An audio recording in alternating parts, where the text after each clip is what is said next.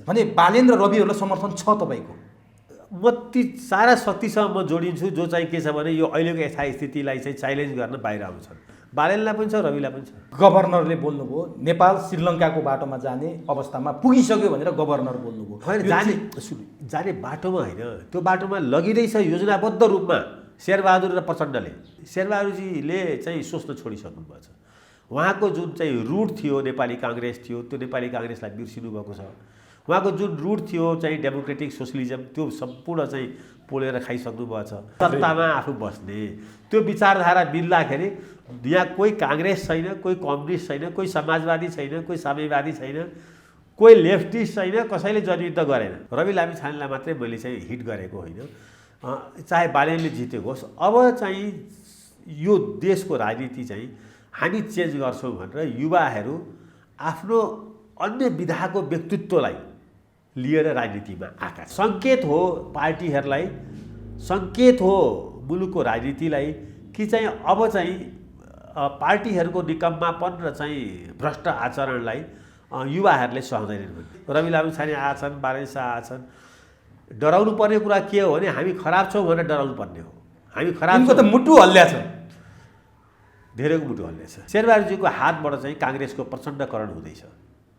शेरबहादुरजीको हातबाट चाहिँ नेपाली काङ्ग्रेसको यो मुलुकको कम्युनिस्टकरण हुँदैछ। देउपाजीले प्रचण्डलाई काङ्ग्रेसकरण गराउन सक्नुहुन्छ भन्ने यो स्कुलको विद्यार्थीले पनि, राजनीतिको एबिसिडी बुझेकोले पनि पत्याउँछ कि प्रचण्डले चाहिँ काङ्ग्रेसको प्रचण्डकरण गर्दैछन् भन्ने कुरा पत्याउँछ। अबको राजनीति भनेको ती मानिसहरू सफल हुन्छन् जो चाहिँ समस्या समाधानको लागि फिल्डमा खटिएको देखिन्छन्।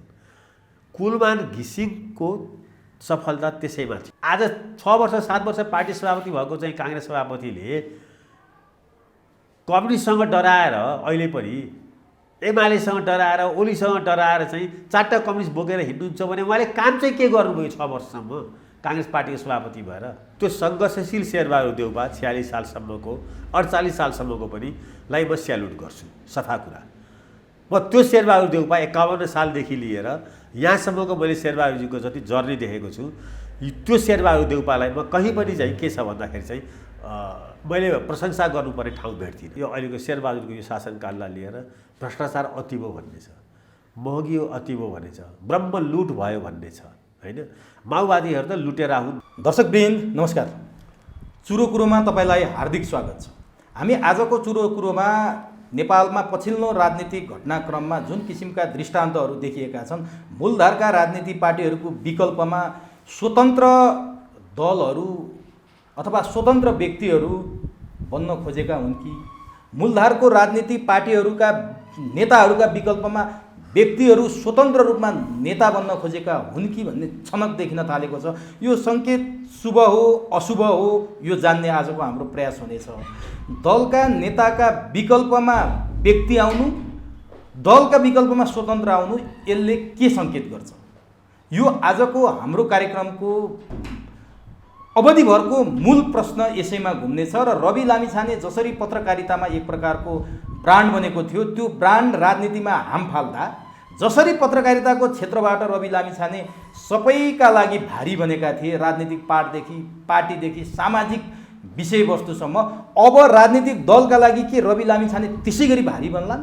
जसरी बालेनले चमत्कार देखाए रवि लामिछानेले चमत्कार देखाउलान्? यी यावत विषयमा केन्द्रित भएर संवाद गर्नेछौँ। सँगै आजका हाम्रा अतिथि राजनीतिक विश्लेषकका रूपमा परिचित पुरञ्जन आचार्यसँग उहाँको लुकेको पाटो अर्थशास्त्रको बारेमा, नेपालको आर्थिक अवस्थाका बारेमा छोटो केही कुरा उहाँसँग जान्ने प्रयास गर्नेछु। उहाँको त्यो लुकेको पाटो त्यति सार्वजनिक भएको छैन। सबभन्दा पहिले म चुरो कुरोमा राजनीतिक विश्लेषक र आज म अर्थशास्त्री भनेर पनि उहाँलाई उपमा दिन्छु, पुरञ्जन आचार्यलाई स्वागत गर्छु। यहाँलाई चुरो कुरोमा हार्दिक स्वागत। नमस्ते उमेश भाइ, म अर्थशास्त्रकै विद्यार्थी हुँ। त्यो धेरै मान्छेहरूलाई थाहा छैन, त्यो केही नखुलेको पाटोभित्र पर्दो रहेछ। अलिअलि म त्यो बिजनेस म्यागजिन हेरेर पनि अब बोलिरहेको हुन्छु, नबोलेको त होइन। तर अब राजनीति यति धेरै डोमिनेट गर्छ नि। अब राजनीतिमा अब रवि लामिछाने आयो भन्ने बित्तिकै एउटा भनौँ न एउटा ठुलो स्टन्ट पनि भयो, ठुलो सूचना पनि भयो, ठुलो एउटा चाहिँ आशा र भरोसा पनि भयो, होइन? अब किनभने बालेन शाह आइरहेको, त्यसले गर्दा अहिले मुलुकको प्रमुख चाहिँ प्रथम एजेन्डा चाहिँ मुलुकको चाहिँ जनजीविका, रोजगारी, महँगी, होइन, या अर्थशास्त्रका यी विभिन्न आयामहरू होइन, मुद्रास्फीति या यसमा भएको करप्सन होइन, रोजगारी किन भएन, यो कुराहरू चाहिँ अहिले अब राजनीतिक चाहिँ उसमा चाहिँ अगाडि आउन सकेको छैन।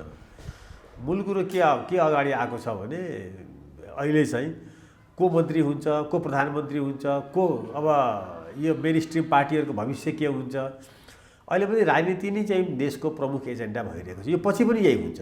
संसारमै के छ भने पोलिटिकल एजेन्डा नै पहिलो एजेन्डा हुन्छ, योसँग जोडिएर अर्थतन्त्रका एजेन्डाहरू आउँछन्, ती शाखा हुन्। योसँग जोडिएर चाहिँ शैक्षिक चाहिँ अब एजेन्डाहरू आउँछन्, शैक्षिक नीतिका एजेन्डाहरू आउँछन्, योसँग जोडेर स्वास्थ्य नीतिका कुराहरू आउँछन्।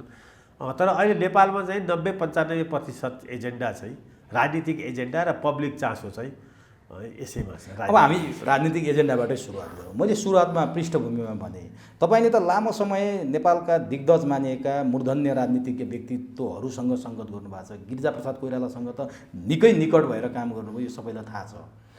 नेपालको राजनीतिमा केही नयाँ उथलपुथलहरू देखिन थालेका छन्। स्वतन्त्र रूपमा बालेनको चमत्कारदेखि लिएर अहिले पत्रकारितामा एउटा छुट्टै भ्यालु बनाएका, छुट्टै पहिचान बनाएका, अझ भन्यो भने धेरै भारी साबित भएका रवि लामिछाने राजनीतिमा हाम फालेका छन्।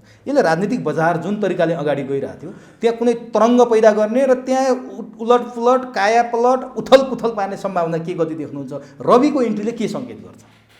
होइन, रवि र स्वतन्त्रहरूको चाहिँ इन्ट्रीले चाहिँ पक्कै पनि चाहिँ नेपालको राजनीतिलाई चाहिँ सुधारको सङ्केत गर्छ। राजनीतिलाई, सम्पूर्ण राजनीतिक आयामलाई। राजनीति के भयो भन्दाखेरि चाहिँ अब 30 वर्ष अगाडि जुन बेला नेपालको राजनीतिमा बहुदलीय व्यवस्थाको पुनर्स्थापना भयो, त्यो बेला चाहिँ खासै सबैजना चिनिएका थिएनन्। चिनिएको भनेको पब्लिक फेस चाहिँ एकाधजना थिए। पब्लिकले चिनेको चाहिँ गिरिजाप्रसाद कोइराला थिए होला, मनमोहन अधिकारी, गणेशमान सिंह होइन, मदन भण्डारीलाई चिनेको थिएन होइन। अब अहिलेको केपी ओलीलाई पनि धेरै थोरैले चिनेका थिए। त्यतिखेर नचिन्दा पनि के थियो भन्दाखेरि चाहिँ एउटा विचारधाराको युद्धमा यिनीहरू लागेका थिए। त्यो विचारधारा संसारबाट चाहिँ मान्यता पाएको थियो। एउटा डेमोक्रेटिक विचारधारा थियो, अर्को लेफ्टिस्ट विचारधारा थियो। त्यो विचारधारा र त्यो विचारधारासँगले निर्माण गरेको सङ्गठनसँग जो आबद्ध भयो त्यो नेता भयो।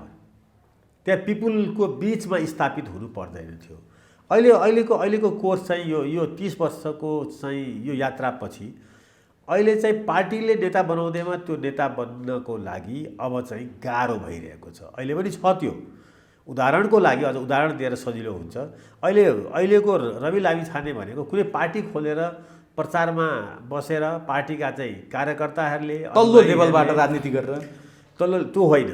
उनले एउटा यस्तो इस्यु उठाए जसलाई मिडिया मार्फतबाट चाहिँ जोडिए। उनी कहाँ जोडिए? देशमा जोडिए, देश बाहिर जोडिए। उनले रेमिटेन्समा चाहिँ कमाउन गएका ती चाहिँ होइन, मलेसिया, मध्यपूर्वमा 50 डिग्री टेम्परेचरमा काम गर्नेहरूको चाहिँ समस्यालाई, अवस्थालाई, स्थितिलाई, तिनका परिवारलाई, तिनीहरूमाथि गरेको राज्यले गरेको शोषणलाई उनले मिडिया मार्फतबाट चाहिँ क्रान्ति गरे, उजागर गरे र उनी ती लाखौँ मानिसहरूसँग जोडिएका छन्। अब यो भोलि गएर भोटमा कति ट्रान्सफर हुन्छ हुँदैन यो आफ्नो ठाउँमा छ, तर उनी जोडिए, उनको एउटा इमेज बन्यो।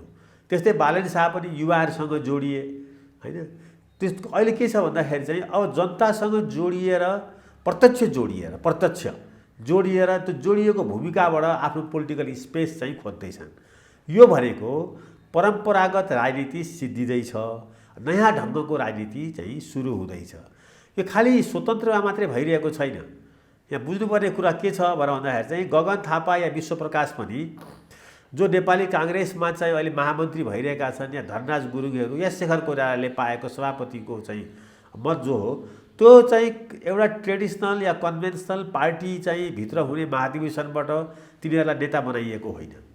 गगन थापा पनि पहिला पब्लिक इमेज बनाए, पब्लिकले यस्तो नेता भए हुन्छ भन्यो, अनि उनलाई कार्यकर्ताहरूले पनि होइन हामीलाई चाहिँ पब्लिकले जे सोचेको छ त्यस्तै नेता हामीले पनि किन नछान्ने भनेर चाहिँ गगनलाई, विश्वप्रकाशलाई महामन्त्रीमा छानेका हुन्। र धनराज गुरुङलाई पनि या केही युवाहरू आए भनौँ न एउटा, र कङ्ग्रेसमा त्यसले केही न केही सुधार गरेको छ। शेखर कोइरालाको त्यत्रो चाहिँ भनौँ न अब अहिलेसम्म कुनै पनि मन्त्री पदमा शेखर कोइराला छैनन्, प्रधानमन्त्री पनि भएका छैनन्। यस्तो मान्छेसँग लड्न गए जो 5 पल्ट प्रधानमन्त्री भइसकेको छ, जो 1 पल्ट सभापति छ, रनिङ सभापति पनि छ, रनिङ प्राइम मिनिस्टर पनि छ, त्यो हो शेरबहादुर देउपा होइन। त्यस्तोसँग एकैपल्ट चाहिँ शेखर कोइराला फ्रेस भएर म चाहिँ काङ्ग्रेसलाई चेन्ज गर्छु भनेर चाहिँ लड्न भन्न गए। उनले चाहिँ त्यत्रो राम्रो भोट ल्याए कि मलाई लाग्छ त्यो भोटको दबाब चाहिँ अहिले शेरबहादुरजीलाई चाहिँ भारी भएको सहज छैन, त्यसलाई व्यवस्थापन नगरिकन त्यो सहज छैन। सहज कहाँ पनि छैन भनेर भन्दाखेरि चाहिँ अहिले पार्टीहरू भनेको त एकदम कन्जर्भेटिभ र क्रुएल हुन्छ क्या। पार्टीको संस्थापन भनेको, पार्टी ब्युरोक्रेसी भनेको एउटै कुरा हो। पार्टीमा जसको हालिमुहाली हुन्छ, अहिले काङ्ग्रेस पार्टीमा चाहिँ जितेर गएका युवाहरूलाई पनि चाहिँ के छ भन्दाखेरि चाहिँ स्पेस छैन। त्यहाँ उनीहरूले चाहिँ अहिले हामी महामन्त्री भयौँ, त्यहाँ हामीलाई चाहिँ अब सबै महामन्त्रीको विधानले दिएको चाहिँ शक्ति हामीले प्रयोग गर्छौँ भनेर भन्दाखेरि तिनीहरूलाई चाहिँ त्यहाँ चाहिँ लात हालेर निकाल्ने धेरै निस्किन्छन्। उनीहरूले एउटा जनताले या कार्यकर्ताले दिएको म्यान्डेटलाई उनीहरूले चाहिँ त्यो पार्टीभित्र भएका, पार्टीभित्र चाहिँ जमेर बसेकाहरूसँग चाहिँ युद्ध गर्न, लडाइँ भनेको त्यो कुस्ती खेल्न होइन, वैचारिक साङ्गठनिक र चाहिँ जनतासँग जोडिनको लागि दिएको। अहिले उनीहरूलाई दुवै तिनै चारैजना जति पनि छन् अहिले परिवर्तनकारी चाहिँ भनेर गएकाहरू, खालि मैले काङ्ग्रेसको यस कारणले इक्जाम्पल दिएको कि एमालेमा चाहिँ त्यस्तो खालको महाधिवेशन नै भएन, एमालेमा टिको प्रथा भयो। त्यहाँ त घनश्याम भुषालले मिडियामा अन्तर्वार्ता दिएकै कारण कारबाही भोग्नुपर्ने अवस्था हामी देखिरहेको छ। त्यो पार्टी अहिले पनि त्यसमा अलिकति कम्युनिस्ट धुकधुकी ज्यादै बाँकी छ होइन, जुन चाहिँ के छ भन्दाखेरि चाहिँ कङ्ग्रेसमा करिब त्यो छैन। त्यस कारणले गर्दा रवि लामिछानेहरूले चाहिँ एउटा बिम्ब के बनाएर निर्माण गर्दैछ भने खालि रवि लामिछानेलाई मात्रै मैले चाहिँ हिट गरेको होइन, चाहे बालेनले जितेको होस्। अब चाहिँ यो देशको राजनीति चाहिँ हामी चेन्ज गर्छौँ भनेर युवाहरू आफ्नो अन्य विधाको व्यक्तित्वलाई लिएर राजनीतिमा आएका छन्। अहिलेसम्म त बालेन र चाहिँ के अरे चाहिँ हर्क सापाङहरू चाहिँ भनौँ न जितेर चाहिँ आइरहेका छन्। 355 जना स्वतन्त्र क्यान्डिडेटहरूले जिते, यद्यपि त्यसमा अधिकांश चाहिँ पार्टीभित्र चाहिँ बसेर काम असन्तुष्ट भएर टिकट नपाएर। त्यस कारणले दुई किसिमको अहिले चाहिँ दबाब चाहिँ मेन स्ट्रिम पार्टीहरूलाई छ। एउटा दबाब के छ भने आफ्नै पार्टीभित्र भएको असन्तुष्टिलाई सम्बोधन गर्ने, आफ्नो एसम्यान हनुमान परिवारहरूलाई मात्रै चाहिँ अब टिकट दिने या समानुपातिकमा राख्ने या राष्ट्रसभामा लिएर जाने, यस्तो कुरोलाई अब च्यालेन्ज आयो। अब मान्छेहरूलाई आँट के आयो भने पार्टीभन्दा बाहिर गएर पनि स्वतन्त्र भएर पनि चुनाव जित्न सकिन्छ, जनताले रुचाएका छन् भने यो गर्नुपर्छ। यो चाहिँ के छ भने अत्यन्तै जरुरी भइसक्यो। भने रवि र बालेनहरूले ठिक गरे भन्ने तपाईँ? रवि र बालेनहरू चाहिँ पार्टीसँग विद्रोह गरेर आएका होइनन्, पार्टीभित्र असन्तुष्ट होइन, यिनीहरूको बाटै नयाँ हो, राजमार्ग नयाँ हो। यिनीहरूको असन्तुष्टि दलहरूसँग हो कि व्यवस्थासँग हो? यिनीहरूको अहिलेसम्मको इन ग्रसमा जुन सम्पूर्ण पोलिटिकल पार्टीहरूले चाहिँ जसरी चाहिँ देशलाई चलाए त्यो चाहिँ सहन नसकेर त्यो अत्यन्तै गैर जिम्मेवार, अत्यन्तै अपारदर्शी र भ्रष्ट भयो भनेर यो दुईटाको उदय भएको हो। यी दुईटालाई एउटा दियो। त्यस कारणले गर्दा अब एउटाले सफलताको शिखर चुमेका छन्, जेमा उठे त्यसैमा पहिलोपल्ट नै चाहिँ झन्डै 70,000 भोट ल्याएर भनौँ न एमाले र नेपाली काङ्ग्रेसका यस्ता हस्तीहरूलाई हराएका छन् होइन। त्यो त ठुलै हस्ती हुन् नि, एउटा त विरासतको पनि हस्ती हो, महिला पनि। गणेश मानजीको परिवार सानो होइन नि, दक्षिण एसियामा गणेश मानजीको परिवारलाई हामीले चाहिँ न्यून गर्न सक्दैनौँ कि उहाँको इतिहास सङ्घर्ष त्यो परिवारलाई। र त्यस्तो परिवारको म बहु हुँ, म चाहिँ प्रकाशमान सिंहको चाहिँ श्रीमती हुँ भनेर उठेर आउनेलाई पनि अब यो अवस्थामा हार्नु पऱ्यो झन्डै 25-30 हजार भोटले। अब अर्को त के छ भन्दाखेरि चाहिँ गेम इज ओभर, मैले जितिसकेँ भनेर चाहिँ भाषण गर्दै हिँडिरहेका थिए होइन, मेरा मित्र पनि हुन्थे। अब उनलाई चाहिँ अब यो ढङ्गको चाहिँ के छ पराजय भोग्नु पऱ्यो। कहाँ 25 वर्ष अगाडि शानदार जितेको मानिस अहिले जनतासँग नजोडिँदाखेरि चाहिँ कसरी हार्नु पर्दो रहेछ। त्यसै कारणले राजनीतिले आफ्नो कोर्स चेन्ज गर्दैछ। भने कोर्स चेन्ज भएको यो चाहिँ अब सङ्केत हो पार्टीहरूलाई, सङ्केत हो मुलुकको राजनीतिलाई कि चाहिँ अब चाहिँ पार्टीहरूको निकम्मापन र चाहिँ भ्रष्ट आचरणलाई युवाहरूले सहँदैनन् भन्ने यो सङ्केत हो। यो सङ्केत त तपाईँले भन्नुभयो, पार्टीहरूप्रति इङ्गित गर्नुभयो, तर सङ्घीय लोकतान्त्रिक गणतन्त्र छ नि, धर्मनिरपेक्षता चाहिँ जुन हामीले 62-63 को आन्दोलनपछि प्राप्त गरेको उपलब्धि भनेर व्याख्या गर्छौँ, त्यसलाई चुनौती हो कि होइन? यो सङ्घीय लोकतान्त्रिक गणतन्त्रभित्र प्रतिस्पर्धा गरेर जनप्रतिनिधि 5-5 वर्षमा आउनु सामान्य कुरो होला आबाधिक निर्वाचनमा, तर यहाँ चर्चा परिचर्चा चाहिँ व्यवस्थाकै विकल्प, परिवर्तनकै विकल्प, उपलब्धिकै विकल्प हो कि भन्ने तर्फबाट विश्लेषण हुन थाल्यो। तपाईँलाई चाहिँ के लाग्छ? हेर्नुहोस्, एउटा कुरा के पक्का हो भने अहिलेसम्म पोलिटिकल पार्टीहरूले देखाएको चरित्र र पर्फर्मेन्सले यो पोलिटिकल पार्टीहरूले चुनावमा जित्लान्, कहिले एमाले कहिले कङ्ग्रेसले जित्ला, त्यो सामान्य कुरा हो। त्यो सामान्य कुरा हो। तर यिनीहरूले जनताको मन जित्न सकेका छैनन्, यो पक्का कुरा हो। जनता छटपट्टिमा छन्, जनता विकल्पको खोजीमा छन्, जनता अर्को कुनै पनि परिस्थितिमा अहिले चलिरहेको राजनीतिक जुन संस्कार र संस्कृति छ, भ्रष्टाचारको, लेनदेनको, कमिसनको, अब योभन्दा ठुलो भ्रष्टाचार के हो भने एउटा न्यायाधीश र वकिलको बिचमा न्यायालयको अडियो बाहिर आइरहेछ। सबैभन्दा ठुलो राष्ट्रद्रोह, राष्ट्र शत्रु होइन, अर्थ मन्त्रालयको चाहिँ बजेट निर्माणको विषय र त्यहाँ चाहिँ केहीलाई गरिरहेको छुटहरू, त्यो पनि कस्तो भन्दाखेरि चाहिँ एउटा सुब्बा गएर चुकुल लगाएर अर्थमन्त्री बसेर सचिवहरूलाई चाहिँ गर्न लगाएर यो होल प्रकरण नेपालको इतिहासको आजसम्मको इतिहासमा जुन यो अर्थ मन्त्रालय यहाँ भएको छ, यो चाहिँ के हो भनेर भन्दाखेरि चाहिँ यो मुलुक चाहिँ श्रीलङ्काको बाटोमा जानलाई कम्मर कसेर चाहिँ शेरबहादुर देउपा प्रचण्डहरू लागेको सङ्केत हो। यिनीहरूले त्यो दिन, त्यो रात्रि, त्यो कालरात्रि भन्छु म, जुन कालरात्रिमा त्यो गरे, त्यो दिन यिनीहरूले कति अरब उठाए मलाई थाहा छैन बजेटको विषयमा। त्यसैको बेसमा चाहिँ यो अब आउने निर्वाचन चाहिँ लडिँदैछ। जुन गठबन्धन भनिन्छ, त्यो गठबन्धनलाई चाहिने फन्ड चाहिँ त्यो दिन त्यहाँ तय भयो।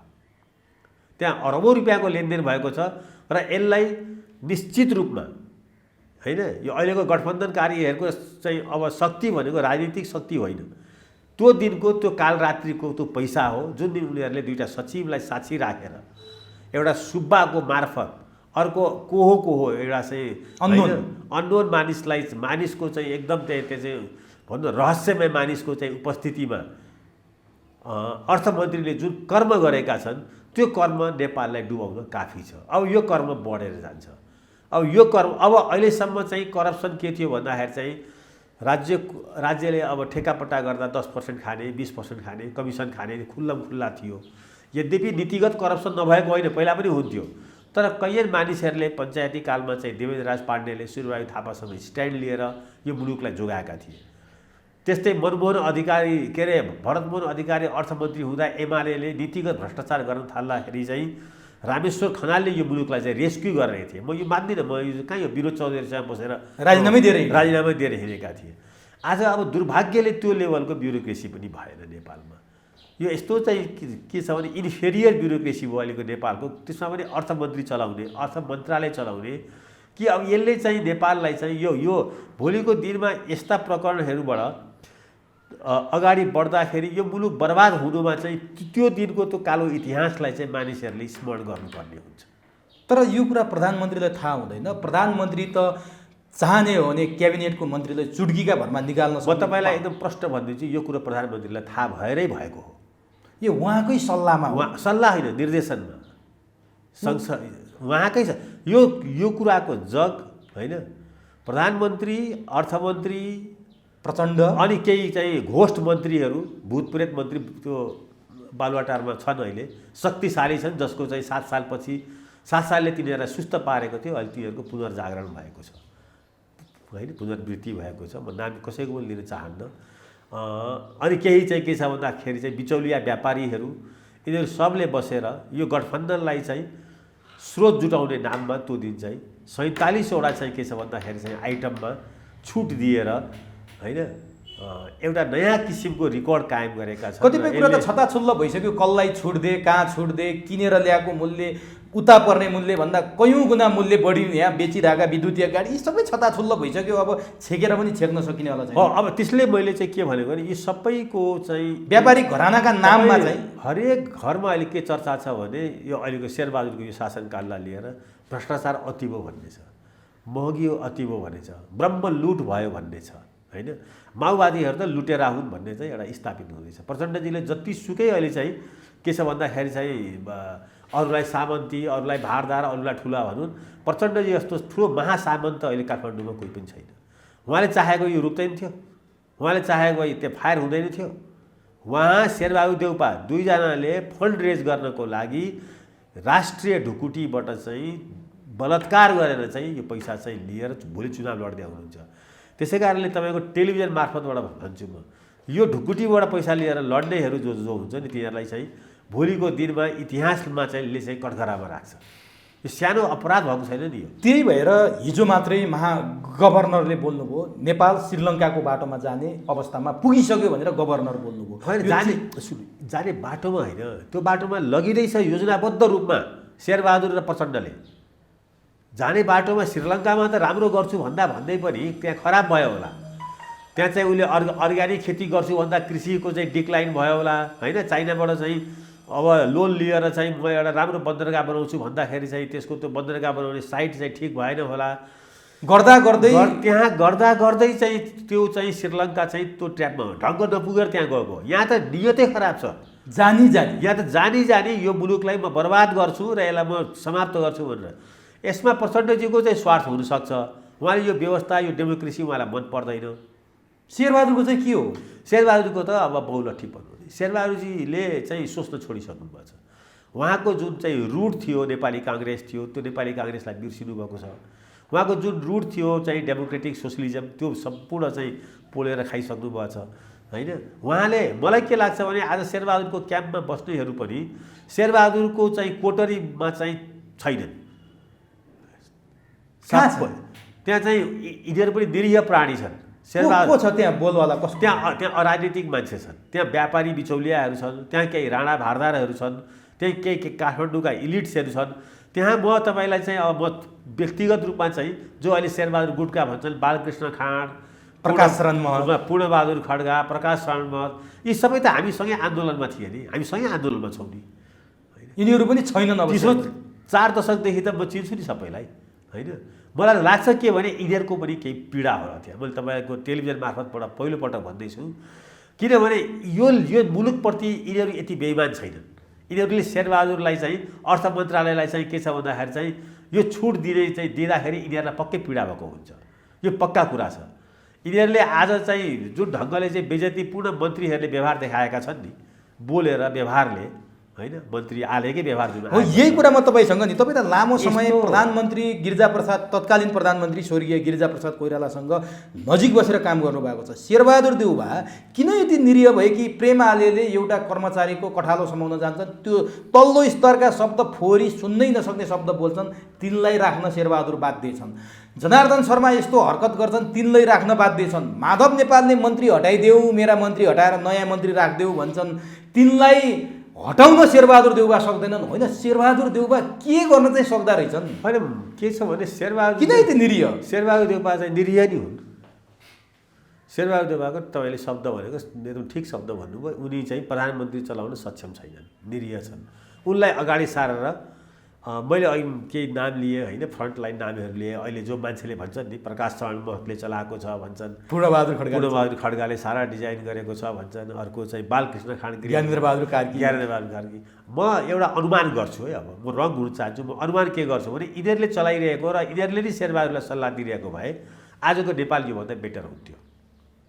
यिनीहरूसँग तमाम स्वार्थ होला, मन्त्री हुने होला, पार्टीभित्र शक्तिशाली हुने होला, तर यिनीहरूलाई त्यो सबै कुरा हुँदा पनि यिनीहरूलाई काङ्ग्रेसप्रति माया छ, यिनीहरूलाई मुलुकको लोकतन्त्रप्रति माया छ। त्यो शेरबहादुर देउवामा छैन। होइन, शेरबहादुर देउवालाई कुनै कालमा थियो र त यिनीहरू पछि लागे, आज छैन। आज छैन। आज शेरबहादुरजीले त्यो विवेक गुमाउनु भएको छ। तर गुमाएको त पहिले नै हो नि, दरबारमा किस्तीमा डेमोक्रेसी राखेर राजालाई बुझाएको शेरबहादुर देउवा। यस्तो छ नि, मान्छे सच्चिनै पाउनुपर्छ नि, बुझाइसकेपछि राजाले थुरेको पनि हो, त्यसैले सबैलाई के लाग्यो, गोर्खाली राजाले न्याय दियो भनेर भनेको हो। मलाई के लाग्छ भने अब शेरबहादुरजी एउटा व्यक्ति मात्रै भयो, हामी यति चर्चा गर्दैन थियौँ, जरुरी पनि थिएन। शेरबहादुरजीको हातबाट चाहिँ काङ्ग्रेसको प्रचण्डकरण हुँदैछ। शेरबहादुरजीको हातबाट चाहिँ नेपाली काङ्ग्रेसको यो मुलुकको कम्युनिस्टकरण हुँदैछ। यो चिन्ता चाहिँ मैले अघि भनेका यो जुन चाहिँ फ्रन्टलाइन शेरबहादुरका वर्करहरू छन् तिनीहरूलाई छ कि छैन मलाई थाहा छैन। तिनीहरूले जोगाउन सक्दैनन् शेरबहादुरबाट। अनि त्यसै कारणले जुन ढङ्गले बाहिर तिनीहरू आरोप खेप्दैछन् नि, त्यति आरोप खेप्न तिनीहरूलाई चाहिँ खेप्नुपर्ने अवस्थामा तिनीहरू छैनन्। शेरबहादुरजी आज अर्कै एउटा टिमबाट सञ्चालित हुनुहुन्छ जो जनताप्रति उत्तरदायी छैन। त्यो टिमको भूमिगत टिम छ, त्यो टिम सूर्यबहादुर थापाले भने जस्तो भूमिगत गिरोह त होइन। होइन, सूर्यबहादुर थापाको पालाको भूमिगत गिरोह भनेको दरबारको छेउछाउमा बसेर होइन चुनाव जितेर आउनेहरूलाई चाहिँ मतलब साइड लगाएर शासन सत्तामा आफ्नो रजाइ गर्ने हो। आज पनि के छ भन्दाखेरि चाहिँ नेपाली काङ्ग्रेसबाट या कहीँबाट पनि चुनाव जितेर जानेहरूलाई सत्ता चलाउन नदिने शेरबहादुरजीको एउटा कोटरी छ, जो चाहिँ इलेक्टेड छैन। मैले त सुनेअनुसार नि शेरबहादुर देउबा चाहिँ तपाईँले भने जस्तो प्रचण्डकरण भइसक्नुभयो, नेपाल कम्युनिस्टकरण गराउँदै हुनुहुन्छ। बाहिर सुन्नमा के आयो भने गठबन्धन टुटेपछि प्रचण्ड केपी ओलीकोमा जान्छन् भनेर आउने चुनावपछि पनि प्रचण्डलाई आधा प्रधानमन्त्री भनेर सहमति गरिसक्नु भएको छ, प्रचण्ड नजाउन् भनेर भन्ने चर्चामा छ। कथम कदाचित आउने चुनावपछि काङ्ग्रेस ठुलो पार्टी भयो भने अब पनि काङ्ग्रेसको अर्को लाइनको मान्छेहरू प्रधानमन्त्री हुने अवस्था गुज्रिया हो, किनभने शेरबहादुरले त्यो सहमति गरिसक्नु भएको छ अरे। अब हेर्नुहोस्, त्यो मलाई थाहा छैन। पहिलो कुरो हल्ला आइसक्यो बजारमा। बजारमा हल्ला त के हो, म देखेको र भइरहेको कुरामा विश्वास गर्छु होइन। एउटा किताब छ, फेमस किताब छ, त seeing is believing or believing is seeing भन्ने किताब मैले धेरै वर्ष अगाडि पढेको थिएँ। म देखेको कुरामा विश्वास गर्छु। मैले विश्वास गरेको कुरा म हेर्न चाहन्न होइन। म यो कुरामा विश्वास के गर्दिनँ भन्दाखेरि चाहिँ नेपालमा कन्स्पिरेसी थ्योरीबाट सबै राजनीति चल्छ त्यो होइन।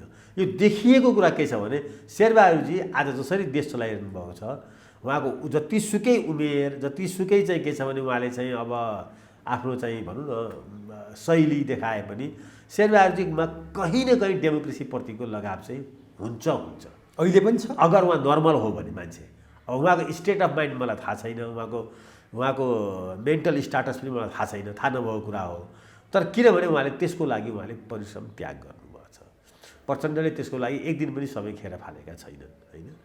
अर्को कुरा के छ भनेर भन्दाखेरि चाहिँ जुन ढङ्गले अब आधी समय चाहिँ अब प्रधानमन्त्री हुने र प्रधानमन्त्रीको लागि त्यो सहमति भइसक्यो, मैले पनि त्यो सुनेको छु, नसुनेको होइन। अब कुरा के छ भने प्रधानमन्त्री हुनको लागि मात्रै राजनीति गर्दै हो भने त्यो कुरा भएको हुनुपर्छ, त्यो कुरा भइसकेको हुनुपर्छ। नेपालमा अब शेरबहादुरको पुस्ताले एउटा यस्तो अजिङ्गर जस्तो कम्युनिस्ट जसले चाहिँ भोलि चाहिँ एकदलीय तानाशाही चलाउँछ, त्यस्तो अजिङ्गर जस्तो ठुलो देशभरि कब्जा गरेको चाहिँ कम्युनिस्ट पार्टी चाहिँ निर्माण गर्नलाई सहयोग गर्दै हुनुहुन्छ। पहिला यो बुझ्नु पऱ्यो के, काङ्ग्रेस नेपालमा कमजोर भयो भने डेमोक्रेसी टिक्दैन। काङ्ग्रेस कम्युनिस्टसँग एलायन्स गरेर बलियो हुन सक्दैन। काङ्ग्रेस अपोजिसनमै बसोस् र एक्लै चुनाव लडोस्, काङ्ग्रेस बलियो हुन्छ। काङ्ग्रेसले लोकतन्त्रको रक्षा गर्न सक्छ। पञ्चायतको राजाको विरुद्ध 30 वर्ष सक्यो भने होइन, यिनीहरूको विरुद्ध नसक्नु पर्ने केही कारण छैन। म काङ्ग्रेसलाई अलिकति भित्रैबाट चिन्दछु, त्यो चुरो। काङ्ग्रेससँग त्यतिखेर इनर्जी क्रिएट हुन्छ, काङ्ग्रेस त्यतिखेर चाहिँ अगाडि बढ्न सक्छ जतिखेर यो एन्टी कम्युनिस्ट हुन्छ होइन। मैले यो भनेर फेरि कम्युनिस्टलाई चाहिँ राजनीतिबाट बहिष्कृत गर्नुपर्छ भनेर भनेको होइन। उनीहरू आफ्नो ढङ्गले आफ्नो किसिमले एकता गरून्, फाइट गरून्, चुनाव लडौँ, सरकार बनाउन्। काङ्ग्रेस आफ्नो आइडियोलोजी बोकेर आफ्नो सङ्गठनलाई विश्वास गरेर आफ्नो चाहिँ के छ भन्दाखेरि चाहिँ एकता र चाहिँ सहकार्य आफ्नो पार्टीभित्र। आज काङ्ग्रेस पार्टीले 5 पार्टीसँग चाहिँ एकता र सहकार्यको जुन कुरा मतलब अगाडि बढाएको छ होइन चुनावी कुराको, त्यसको फगत एउटै के छ भन्दाखेरि उद्देश्य सत्ता निर्माण गर्ने। तर तपाईँलाई थाहा भयो नि, जस्तो स्थानीय तहमा गठबन्धन गरेर अगाडि बढ्दा काङ्ग्रेस ठुलो पार्टी बन्यो, एमालेलाई झन्डै 100 सिट हार्ने अवस्थामा पुर्यायो, काङ्ग्रेसले अरू पार्टीभन्दा ठुलो पार्टी हुने अवस्था आयो। फाइदा त काङ्ग्रेसले मनग्गे ल्याएको छ। काङ्ग्रेस पार्टीले गठबन्धन गरेर ठुलो भएको होइन क्या, यही रङ छ सोचाइले। कम्युनिस्ट पार्टीको विभाजनले ठुलो भएको हो। कम्युनिस्ट पार्टी 3, 4, 5 वटा क्वार्टरमा लडेको हुनाले चाहिँ काङ्ग्रेस पार्टीको त्यो फुलेको मुसा फुलेर हात्ती भए जस्तो मोटाको होइन, काङ्ग्रेस चाहिँ हेल्दी भएको होइन। यहाँनिर जसरी चाहिँ काङ्ग्रेस हेल्दी 48 सालको पहिलो इलेक्सन पछि 51 सालमा या 56 सालमा पनि कम्युनिस्टहरू डिभिजन भएको थिए र काङ्ग्रेसले एकपल्ट बहुमतै ल्यायो, एकपल्ट दोस्रो पार्टी हो। जब कम्युनिस्टहरू एक ठाउँमा आउने बित्तिकै माओवादी र चाहिँ एमाले एक ठाउँमा आउने बित्तिकै काङ्ग्रेस 23 सिटमा झरेन। अनि भोलि यो कोर्स फेरि दोहोरिँदैन भनेर के भोलिको शेरबहादुरजीले भाइ पुस्तालाई चाहिँ तिमीहरूलाई चाहिँ म एउटा चाहिँ एकदम कमजोर होइन 10 सिट जित्ने इन्डियन नेसनल कङ्ग्रेस भन्दा पनि तल गएको काङ्ग्रेस म तिमीहरूलाई सुम्पेर जान्छु भन्ने कि आज अहिले के काम गर्नुभयो उहाँले 6 वर्ष 7 वर्ष भयो के पार्टी सभापति भएको। आज 6 वर्ष 7 वर्ष पार्टी सभापति भएको चाहिँ काङ्ग्रेस सभापतिले कम्युनिस्टसँग डराएर अहिले पनि एमालेसँग डराएर ओलीसँग डराएर चाहिँ 4टा कम्युनिस्ट बोकेर हिँड्नुहुन्छ भने उहाँले काम चाहिँ के गर्नुभयो 6 वर्षसम्म काङ्ग्रेस पार्टीको सभापति भएर? यो चाहिँ गम्भीर प्रश्न हो। मेरो त मूल प्रश्नै ती छ नि।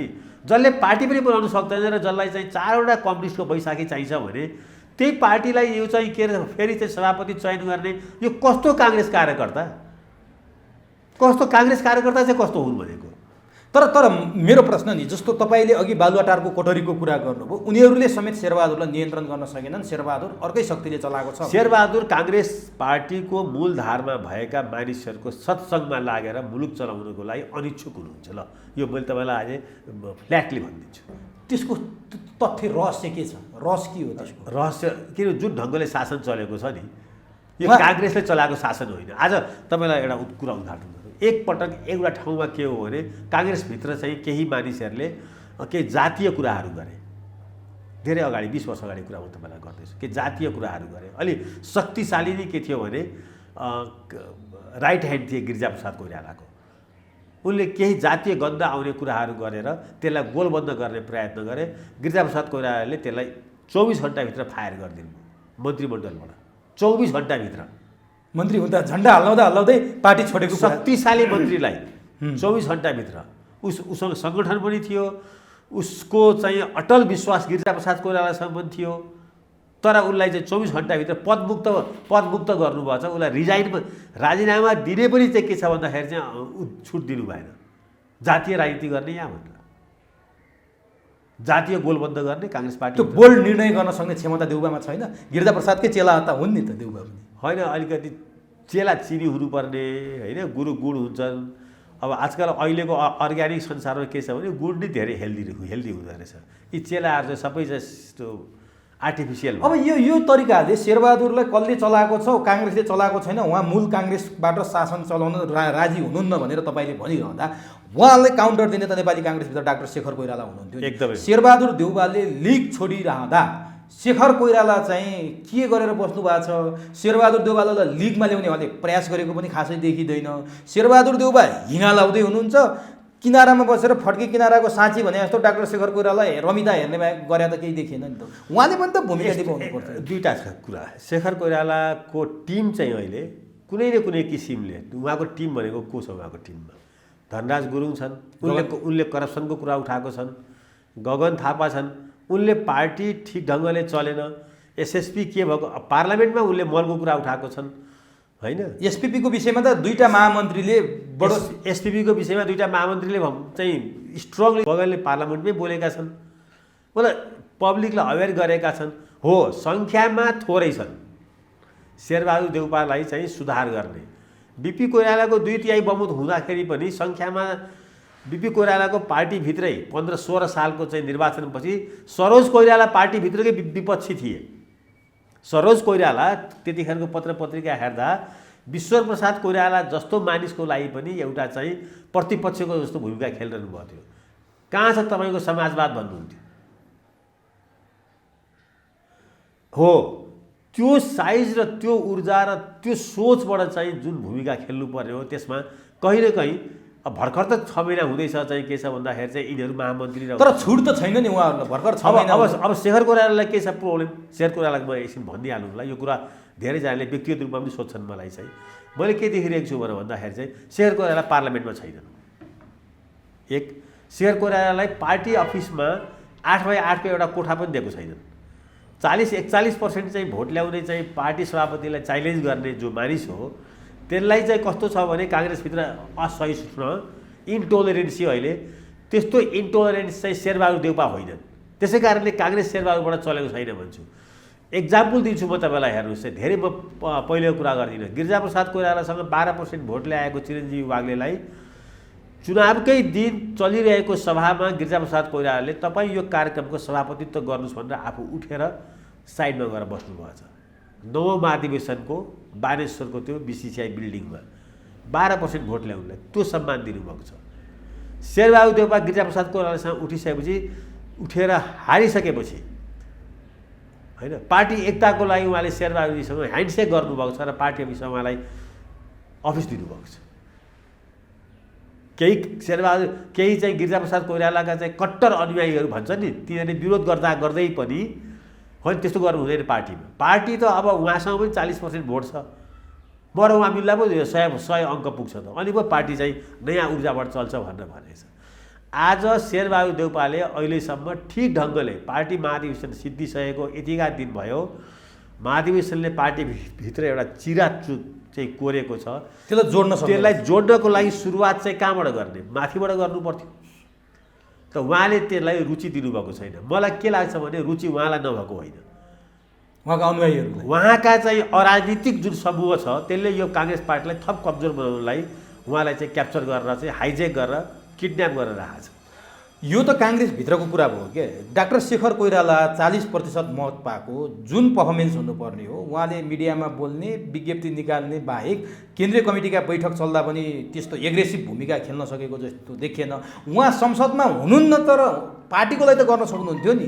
संसदमा हुँदा पो उहाँलाई पार्टीको लागि गर्न गाह्रो थियो, संसदमा नहुँदा उहाँ त्योबाट फुर्सदिलो पनि हुनुहुन्थ्यो। जनताले चाहेको या चाहिँ डेमोक्रेट्सहरूले चाहे अनुसारको भूमिका चाहिँ उहाँको त्यो तपाईँले इच्छा गरे जस्तो या जनताले चाहे जस्तो देखिएको छैन, नभइरहेको होला।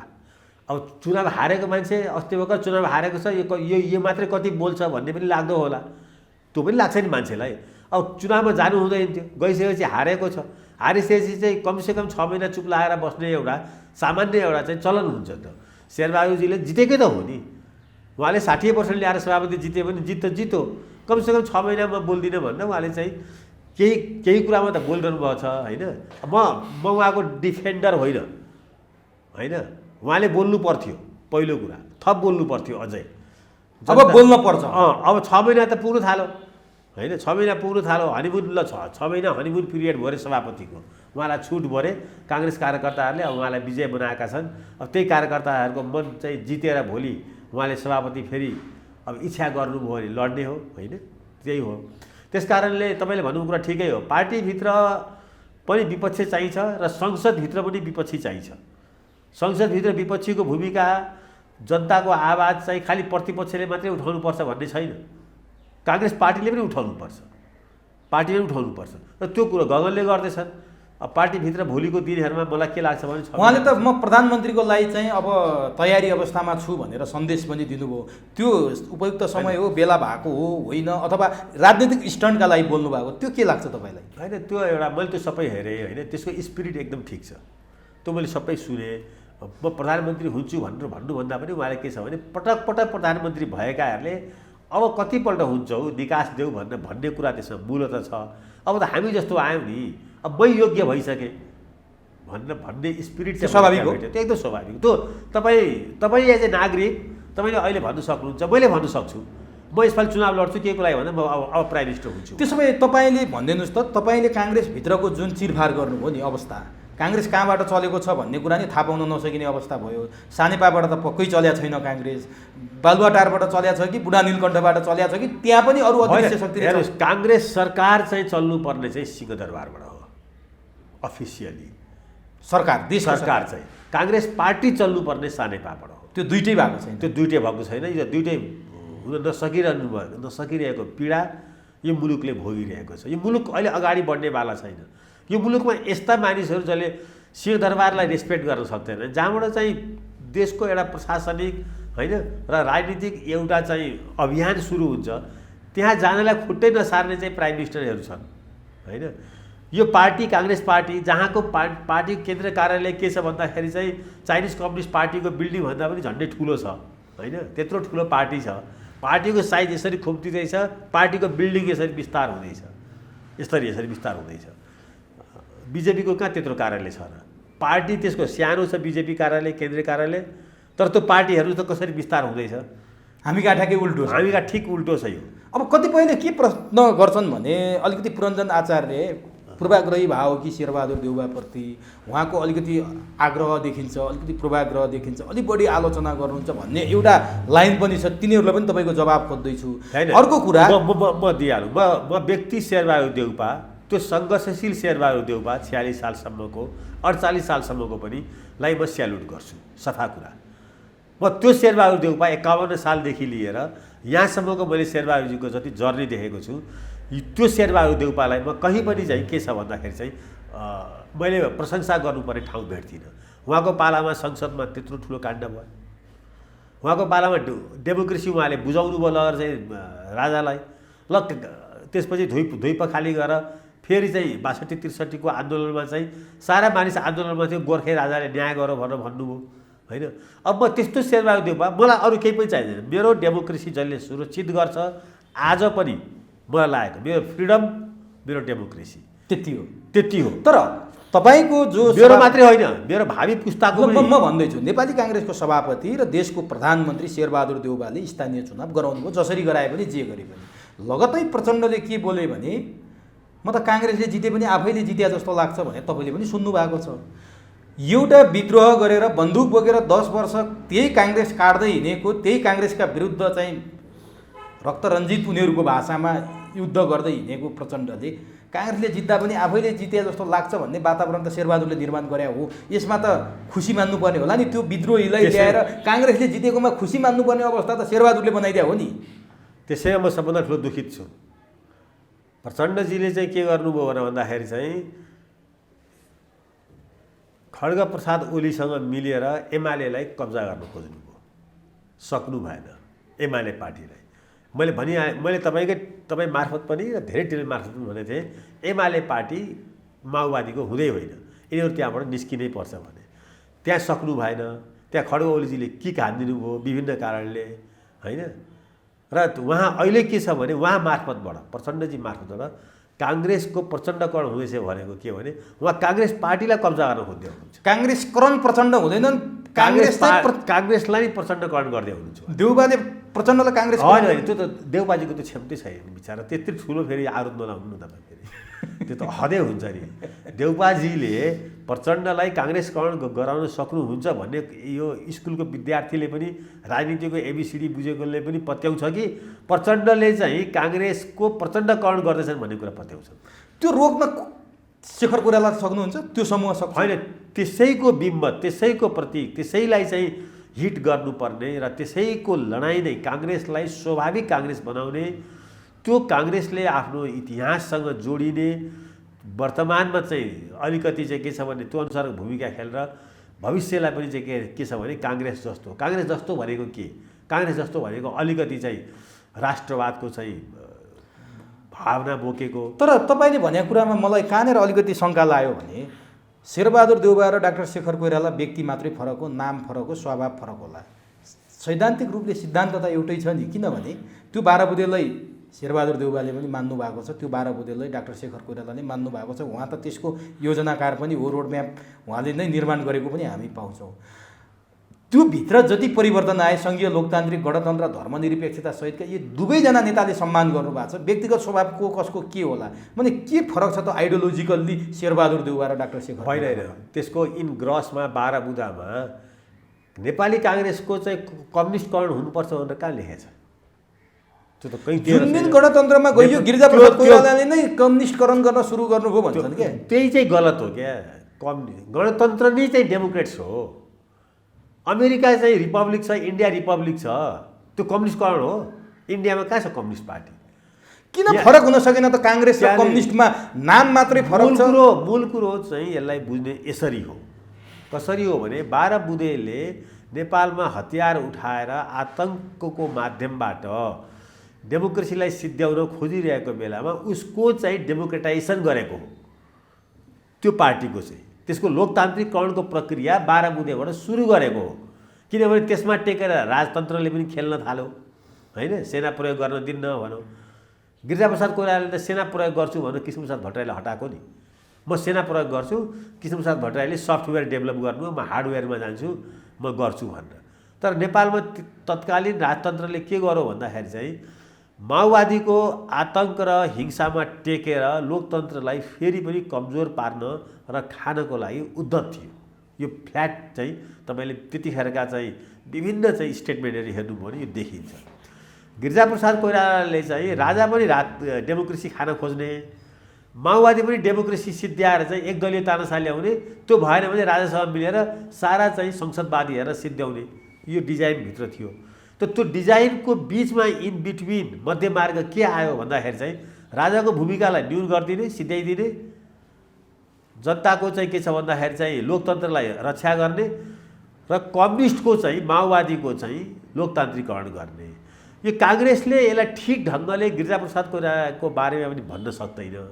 यो पार्टीको यो निकम्मापन देखेर त नि म आफै पनि कहिलेकाहीँ चाहिँ यो पार्टी किन बाँचिरहेको छ होला जस्तो लाग्छ मलाई। कहिलेकाहीँ काङ्ग्रेसले आफ्नो इतिहासमा गरेको क्रेडिट पनि, काङ्ग्रेसले 47-48 साल पछाडि थुप्रै गलत काम गर्दै पनि आज तपाईँ मेरो यो टेलिभिजन इन्टरभ्यू लिँदै हुनुहुन्छ नि, यो अवस्था काङ्ग्रेसको चाहिँ सञ्चारमा आएको उदार र यही प्रश्न मैले सोध्छु क्या, जो चाहिँ यो परिवर्तनको विरोधी अथवा यो व्यवस्था विरोधी हुनुहुन्छ ती विरोधी होइन, उहाँहरूलाई यही प्रश्न सोध्छु मैले। आज काङ्ग्रेसकै कारण तपाईँ हामी यसरी कुरा गर्न पाएका छौँ, बोल्न पाएका छौँ भनेर मैले प्रश्न राख्दा उहाँहरूको उत्तर के छ भने त्यसो भए तपाईँको जुङ्गा पनि काङ्ग्रेसका कारण होला। यो अटोमेटिक हुने कुरा हो, यो त समयको काल परिस्थितिले विकास भएको कुरा हो। तपाईँको उमेर बढ्दै जाँदा तपाईँ ठुलो हुनुहुन्छ, यो पनि काङ्ग्रेसले बनाइदिए भन्नुहोस्। तपाईँले दारी जुङ्गा फाल्नुहुन्छ, यो पनि काङ्ग्रेसले गर्दै भन्नु, यो त समयको माग हो भनेर उहाँहरू भन्नुहुन्छ क्या। अनि यो समयको माग चाहिँ नेपालमा आयो, बाङ्लादेशमा छैन त डेमोक्रेसी, चाइनामा छैन त, त्यहाँ चाहिँ समय कहिले आउँछ त? ती जुवाको रेखी आउने यसरी आउँछ भन्नेहरूलाई सोध्नु न। संसारमा अहिले पनि झन्डै 200 देश होलान् होइन, त्यसमध्येमा चाहिँ 71 देशमा त डेमोक्रेसी छैन नि। त्यहाँ किन डेमोक्रेसी छैन भने त्यहाँ इन्डियन नेसनल कङ्ग्रेस छैन, नेपाली काङ्ग्रेस जस्तो पार्टी छैन, अफ्रिकन नेसनल कङ्ग्रेस जो चाहिँ साउथ अफ्रिकामा थियो त्यस्तो पार्टी छैन।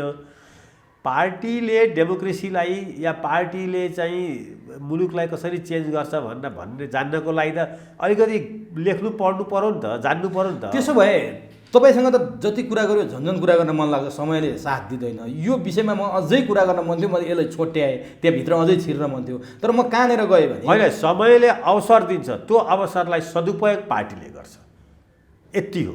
तर तपाईँले भने ठिक छ, समयले अवसर दिन्छ, त्यो अवसरलाई सदुपयोग पार्टीले गर्छ। अब तपाईँले जसरी प्रचण्ड अहिले जस्तो समयले अवसर दियो बालेनलाई, समयले अवसर दिइरहेको छ रवि लामिछानेहरूलाई, तब पनि उनीहरू किन हिजो किन आएनन् त आजभन्दा 6 वर्ष अगाडि? तर हावा पनि भन्छन् नि, यो त हावा समयले एउटा एटमोस्फियर बनाउँछ।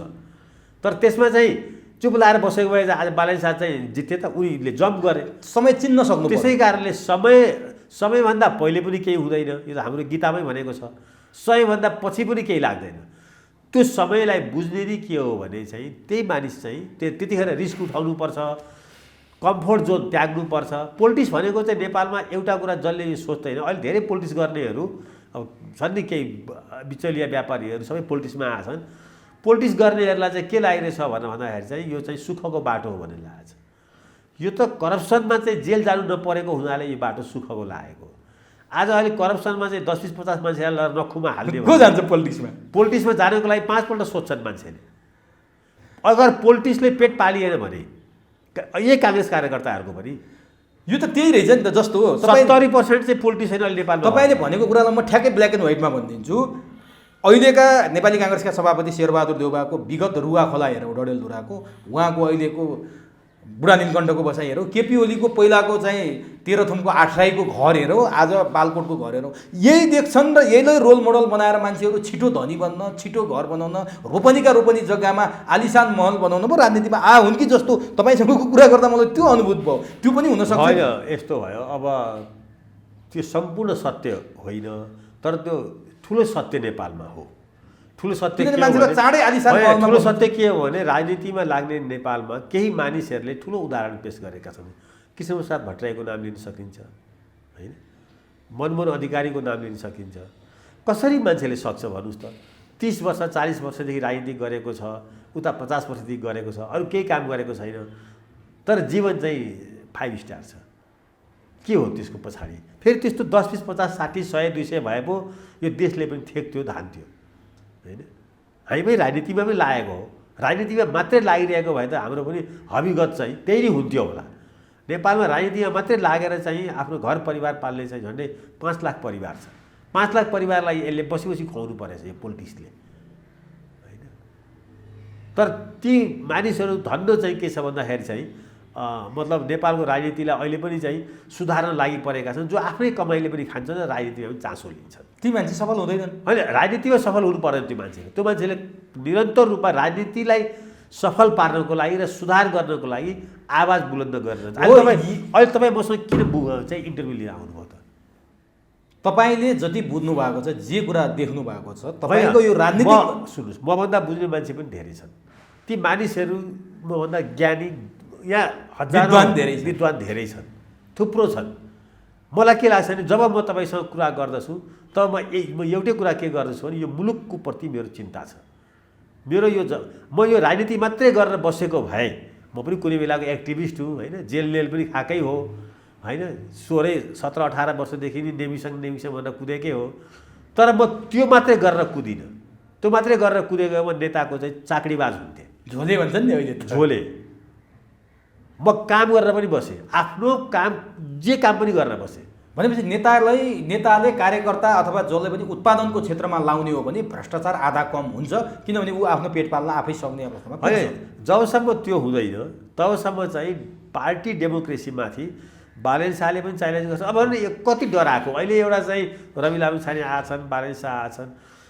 डराउनु पर्ने कुरा के हो भने हामी खराब छौँ भनेर डराउनु पर्ने हो। हामी खराब त मुटु हल्ल्या छ, धेरैको मुटु हल्ल्या छ।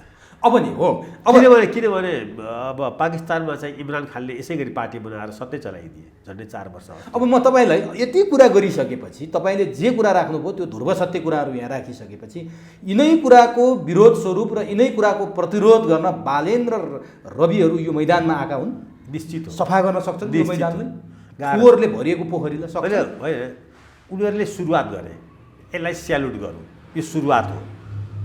नेपालमा चाँडै सुरुवात भयो क्या। तपाईँले पनि नेपालमा 30 वर्षमै सुरुवात भयो। इन्डियामा 70 वर्षपछि सुरुवात भएको छ दिल्लीबाट अरविन्द केजरीवालको नाममा।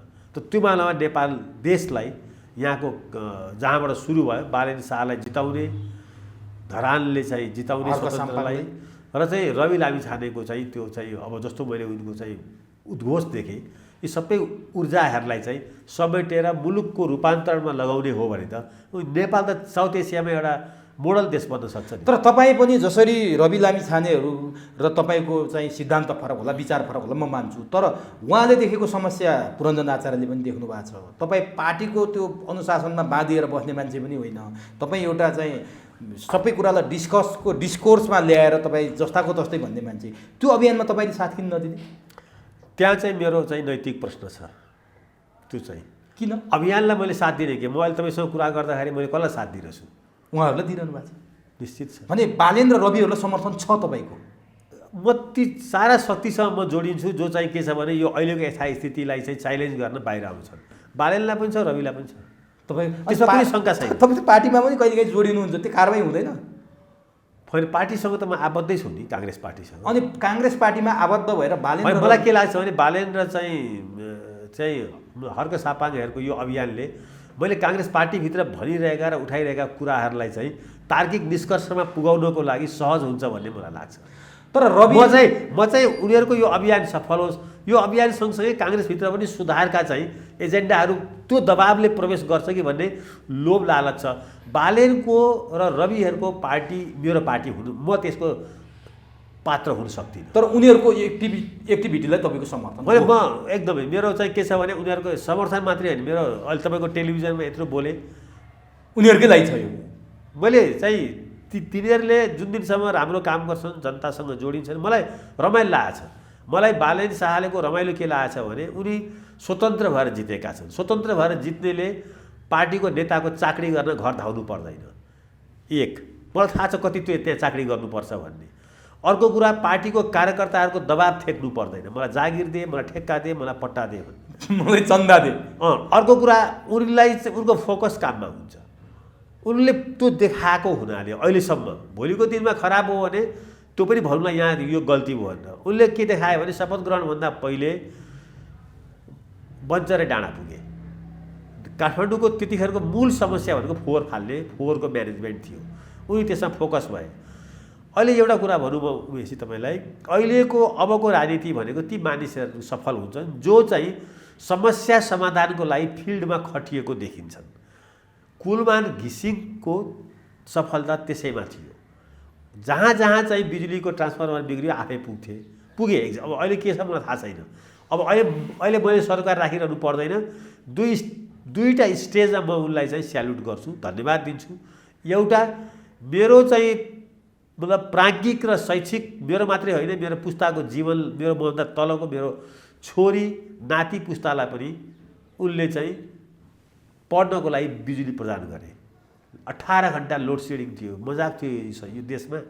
20 वर्ष लोड सेडिङ हट्दैन भन्थे त्यही विद्युत प्राधिकरणका चाहिँ के अरे एमडीहरू होइन। म आतङ्क, मेरो जीवनमा बिजुली चाहिँ 18 घन्टा लोड सेडिङको भनेर म बसेको मान्छे। गरेर देखाइदिए। किन गरेर सक्यो भने उनी फिल्डमा खटे। अहिले म बालेन शाहलाई चाहिँ यस कारणले चाहिँ म उनको त्यो फिल्डमा जुन जाने र त्यही गएर चाहिँ त्यो कामलाई हेर्ने र एक्सन पनि जुन देखाइरहेका छन्, त्यो चाहिँ के छ भने जनतासँग जोडिएको, समस्यासँग जोडिएको हो। नेपालमा तपाईँले अब तपाईँ धेरै टेलिभिजनतिर कुदिरहनुहुन्छ, तपाईँ एकछिनलाई अनुमान गर्नुहोस्। नेपालमा अहिले 10 खरब रुपियाँ पठाउँछन् रेमिटेन्सबाट। त्यो रेमिटेन्स लिने चाहिँ केटाकेटीहरू, युवाहरू पासपोर्टको लागि जुन दुःख पाएको छन्, आजसम्म त्यो फिल्डमा गएर कुनै पोलिटिकल पार्टीको नेताहरूले आजसम्म तिनीहरूलाई सुनसुमाएका छन्। तिनीहरूको त्यो दुःख दर्द वेदनामा चाहिँ तिनीहरूको त्यो लामबद्ध हुँदाखेरि कोही पानीको बोतल लिएर त्यहाँ गएका छन्, कोही छ। तिनीहरूले पठाएको 10 अरबबाट ती निर्लज्ज चाहिँ पोलिटिसियन र ब्युरोक्रेट्सहरूले चाहिँ तलब खान्छन्, आफ्नो केटाकेटी पढाइरहन्छन् होइन। 7 प्रदेश चलेको होला। कोही त्यहाँ गएर चाहिँ तिनीहरूलाई चाहिँ सुनसिमाउन, तिनीहरूलाई एउटा तिनीहरूको त्यो भावनासँग जोडिएको कोही छ। त्यही भावनासँग जोडिएको आँटले आज रवि लामिछानेको यो ढङ्गको चाहिँ। तर रवि लामिछाने पनि स्वतन्त्र त हुन सकेनन्। उनी पनि दलकै रूपमा आए। दलप्रति जनतामा वितृष्णा छ, उनी सफल होलान्। जसरी मैले अघि सुरुमै भनेको थिएँ, सञ्चार माध्यममा सञ्चारकर्मीको रूपमा काम गर्दा उनी भारी साबित भए सबैलाई यी समस्याहरूका चाङ फाल्नलाई, पल्टाउनलाई। अब यो राजनीतिक दलहरू वर्षौँदेखि तर मारेका काङ्ग्रेस, कम्युनिस्ट, राप्रपाहरूको लागि नि भारी साबित हुन सक्लान्। हेर्नुहोस्, अहिले यी सबै कुरा भन्नको लागि हतारो हुन्छ। अहिले सबै कुरा नभनौँ। किन भन्दाखेरि चाहिँ अहिले हामीले उनीहरूलाई धेरै हामी आशा गऱ्यौँ भने भोलि गर्न सकेन भने निराशा हुन्छ, डिप्रेसन हुने अवस्था। अहिले यति मात्रै भनौँ कि यो एउटा राम्रो सुरुवात भएको छ। यसले स्वतन्त्रले यो देशको चाहिँ काया पलट गर्छ यो पनि नमान्नुहोस् होइन। तर यो एउटा यसरी प्रयास भयो। किनभने मेन स्ट्रिम पार्टीहरू अहिले चाहिँ, मेन स्ट्रिम भनेको ल काङ्ग्रेस र कम्युनिस्ट भन्नु एकछिनलाई, काङ्ग्रेस र कम्युनिस्ट अहिले कुन चिया पसलमा, कुन कफी हाउसमा, कुन ठाउँमा, कुन बस स्ट्यान्डमा गफ छुटेर बसेछ होइन। कहीँ पनि यिनीहरूलाई राम्रो भन्ने मान्छेहरू अहिले भेटिँदैन। पक्का छ। अहिले शेरबहादुरलाई राम्रो भन्ने पनि भेटिँदैन, प्रचण्डलाई पनि भेटिँदैन, ओलीलाई पनि भेटिँदैन, कहीँ पनि भेटिँदैन। आम जनमानसमा यिनीहरू के छ भन्दाखेरि चाहिँ भिलेनको रूपमा स्थापित भएका छन् आम जनमानसमा। तर पनि यिनीहरूको अनुयायी छन्। यिनीहरूले भोलि चाहिँ त्यो अनुयायीहरू कोही राम्रो छन्, कोही खराब छन्। यिनीहरूले भोलि भोट बटुलेर तिनीहरूलाई नेता बनाइदिन्छन् होइन। त्यस कारणले गर्दाखेरि चाहिँ अहिले हामीले धेरै चाहिँ माथि लिएर गयौँ भने बालेनलाई पनि या चाहिँ के अरे चाहिँ रवि लामिछानेको यो पोलिटिकल इन्ट्रीलाई पनि अहिले के मात्रै हामी चाहिँ यसलाई चाहिँ यिनीहरूलाई भनेर यसलाई चाहिँ बिट मार्न सकिन्छ भने यिनीहरूले गरेको आँट ठिक छ। नेपालमा राजनीतिक परिवर्तन नभइकन, राजनीतिमा कहीँ न कहीँ दबाब नभइकन काङ्ग्रेस कम्युनिस्ट सुध्रिँदैनन्। यिनीहरूको पनि एउटा समानान्तर एउटा चाहिँ होइन, एउटा नयाँ चाहिँ राजनीतिलाई सिफ्ट गर्ने त्यो भनेको गभर्नेन्स, सुशासन हामी दिन्छौँ। हामी सानो स्केलमा पनि दिन्छौँ, राष्ट्रिय स्केलमा पनि दिन्छौँ भनेर यिनीहरू लागिरहन्। त्यो लाग्नु पनि पर्छ। यो शुभ सङ्केत हो, सुखद हो, एकदमै शुभ सङ्केत। अब अन्तिममा म तपाईँसँग कहाँबाट छुटिन्छु भने तपाईँले अघि सुरुमा दलहरूको विचारधारामा आकर्षित हुन्थे र मान्छेहरू राजनीतिमा जोडिन्थे, ऊ बेलाको कुरा गर्नुभएको थियो। अहिले चाहिँ डिजिटल मिडियामा, सामाजिक सञ्जालमा अथवा काम गरेको प्रत्यक्ष देखेर रविसँग जोडिए, बालेनसँग जोडिए भन्नुभएको थियो। के त्यो विचारधाराको युग सकिएर अब डिजिटल युग सुरु हुँदाखेरि यो अवस्था देखिएको हो? यही एउटा चाहिँ प्रश्नमा एउटा 1 घन्टाको इन्टरभ्यू हुन्छ। के अब विचारधारा, कुन विचारधारा? आज यो 500 वर्ष चाहिँ रन गरेको यो पृथ्वीमा 2टा विचारधाराले हो। एउटा पुँजीवादले, अर्को साम्यवादले, समाजवादले होइन। पुँजीवादलाई च्यालेन्ज गरेर फ्याक्ट्रीका वर्करहरूले चाहिँ के छ भन्दाखेरि चाहिँ सङ्गठित भएर चाहिँ तिमीहरू यो काम गर भनेर कार्ल मार्क्सले चाहिँ अब यस्तो एउटा विचार ल्याए, त्यसलाई च्यालेन्ज गरे। यो दुवै च्यालेन्ज चाहिँ पुँजीवाद 500 वर्षदेखि, यो झन्डै चाहिँ 200, 150, 200 वर्षदेखि 1800, 1900, 2000 150-200 वर्षदेखि यो चलिरहेको छ। यो संसारमा यही दुईवटा विचारधारा छन्। दुईवटा विचारधारा भन्दा बिचमा एउटा विचारधारा छ, त्यो फासिस्ट विचारधारा भन्छ होइन, जो फासिस्ट भन्छ। यो तीनटा विचारधारा मूलतः यो संसारमा झन्डै 400-500 वर्षदेखि राज गरिरहेको थियो। अहिले एन्ड अफ आइडियोलोजी भन्ने एउटा किताब लेखियो होइन, एन्ड द लास्ट म्यान भन्ने, त्यो फेमस किताब थियो। विचारधारा सिद्धियो। अब के आउँछन् भन्दा अब सिभिलाइजेसनहरूको क्ल्यास आउँछ भन्छ, clash of civilization, Samuel P हन्टिङटनले त्यो लेखेको थिए। अब मलाई के लागेको छ भने अब विचारधाराको नाममा नेपाली जनतालाई चाहिँ उल्लु बनाउनको लागि कम्युनिस्ट विचारधारा सर्वहाराको चाहिँ एकदम नेतृत्वमा चाहिँ आउँछ। यो चाहिँ साम्यवाद, धनी गरिब कोही हुँदैन, सब समान हुन्छन् भन्ने विचारधाराले पनि अब नेपालमा त तलै पुगिगयो। त्यो कोही कम्युनिस्टै रहेन। काङ्ग्रेसको विचारधारा पनि अब राजनीतिक स्वतन्त्रतापछि हामी समाजवाद ल्याउँछौँ र आर्थिक स्वतन्त्रता र समानताको नारा दिन्छौँ भन्ने कुरामा अब जनताले नपत्याइरहेको अवस्था हो। यी दुवै विचारधारा चाहिँ पुँजीवाद पनि र साम्यवाद पनि होइन को अगाडि बढेर जुन नियो लिबरलिजममा आएको छ, उदारवाद आएको छ, यसलाई चाहिँ च्यालेन्ज चाहिँ संसारभरि भइरहेको छ। कसैले धर्मको नाममा, कसैले जातिको नाममा। अहिले धार्मिक पुनरुत्थान काल पनि आएको छ नि भारतमा। हेरौँ यहाँ नेपालमा पनि हिन्दू राष्ट्र हुनुपर्छ भन्ने या त्यो एउटा चाहिँ आएको छ। ट्रम्पको पनि अमेरिकामा त्यही खालको चाहिँ सोच दृष्टिकोण हो। कहीँ जातिको कुरा आएको छ, एउटै जातिको भुटानमा, बर्मामा या चाइनामा होइन, त्यहाँ एउटा जाति र धर्म, यो दुईटाको बााउन्ड्री नै बुझिँदैन। र यो दुईटाको चाहिँ राष्ट्रवादलाई पनि कहाँनिर छुट्याउने भन्ने गाह्रो हुन्छ कि जातिको नाममा चाहिँ राष्ट्रवाद आउँछ कि धर्मको नाममा राष्ट्रवाद आउँछ, धर्म र संस्कृतिको नाममा। आइडियोलोजीमा त राष्ट्रवाद छँदै छैन त्यो। अब चाहिँ जुन चाहिँ स्टालिनले चाहिँ सुरु गरेको चाहिँ कम्युनिस्ट आइडियोलोजीभित्र उसले चाहिँ एउटा राष्ट्रवाद चाहिँ घुसाएका छन् है। त्यो लामो लेनिनले त्यो कहिले गर्न चाहेनन्, त्यो पछि त्यो कुरा गरौँला आवश्यक पऱ्यो भने। तर विचारधाराको सङ्कट चाहिँ यहाँ मात्रै छैन, संसारमा विश्वव्यापी रूपमा विचारधाराको सङ्कटले काङ्ग्रेस जुन बाटो जता बाटो पनि कुदिरहेको छ। कम्युनिस्टहरू पनि जुन बाटो एकदम कमल थापासँग पनि अँगालो मारेका छन्, लोकेन्द्र बहादुर चन्दसँग पनि अँगालो मारेका छन्। अहिलेको विचारधारा भनेको नेपालको चाहिँ कमसेकम इन्डियामा त्यस्तो छैन। अहिले पनि इन्डियामा बिजेपी र कम्युनिस्ट मिलेका छैनन्। बिजेपी र काङ्ग्रेस पनि मिलेका छैनन्। बिजेपी र काङ्ग्रेस पनि मिलेका छैनन्। राइटिस्ट, लेफ्टिस्ट र सेन्टर टु द लेफ्ट, कम्तीमा उनीहरूले त्यहाँ त्यो धर्म चाहिँ राखेका छन्। नेपालमा तपाईँ भन्नुहोस् काङ्ग्रेस कोसँग मिल्न मागी छ? अल्ट्रा लेफ्ट भनेर आएको माओवादी, जनमोर्चा अहिले सरकारमै छ। सेन्टर टु अलिकति लेफ्ट, ऊ आफै सेन्टर टु लेफ्ट भन्छ आफूलाई काङ्ग्रेसले। हामी सेन्टर आफूलाई एमाले भन्छ। एक्सट्रिम लेफ्टमा जनमोर्चा र माओवादी छ। राप्रपासँग पनि मिल्छ। काङ्ग्रेसले अब अहिले चाहिँ राइटिस्ट पार्टी भनेको चाहिँ अब जातिवादी पार्टी, मधेसवादीको नाममा दुईवटा पार्टी उदाए। एउटा चाहिँ उपेन्द्र यादवले उदाए, एउटा महन्त ठाकुर। उपेन्द्र यादवलाई अहिले बाबुरामजीले एक्सट्रिम लेफ्टबाट एक्सट्रिम राइटिस्टलाई बोकेर बसिरहनु भएको छ होइन। अब उहाँसँग यसको तर्क होला होइन, तर हेर्दा अचम्म लाग्छ नि होइन। त्यस कारणले विचारधाराको ठुलो सङ्कट चाहिँ संसारमा भए जस्तै नेपालका नेताहरूलाई पनि भयो। त्यसै कारणले एउटै विचारधारा अहिले चाहिँ राम्रो छ नेपालमा पनि, करिब अन्यत्र पनि त्यो हुन खोज्दैछ। तर यहाँको जस्तो गन्जागोल र निर्लज्जतापनको चाहिँ पराकाष्ठा छैन। त्यो यहाँको विचारधारा भनेको सत्ता पाउने, सत्तामा आफू बस्ने। त्यो विचारधारा मिल्दाखेरि यहाँ कोही काङ्ग्रेस छैन, कोही कम्युनिस्ट छैन, कोही समाजवादी छैन, कोही साम्यवादी छैन, कोही लेफ्टिस्ट छैन, कसैले जनयुद्ध गरेन, किनभने विचारधारा मरिसक्यो। त्यस कारणले गर्दा लामै अन्तर्वार्ता भयो तपाईँसँग चाहिँ। अब अरू कुरा अरू दिन गर्न हस्, समय दिनुभयो। यो अत्यन्त महत्त्वपूर्ण विषय र धेरै जनताको चासोको विषयमा तपाईँले आज जानकारी गराइदिनु भयो। आम दर्शकलाई सुसूचित पारिदिनु भयो, यसका लागि हार्दिक धन्यवाद।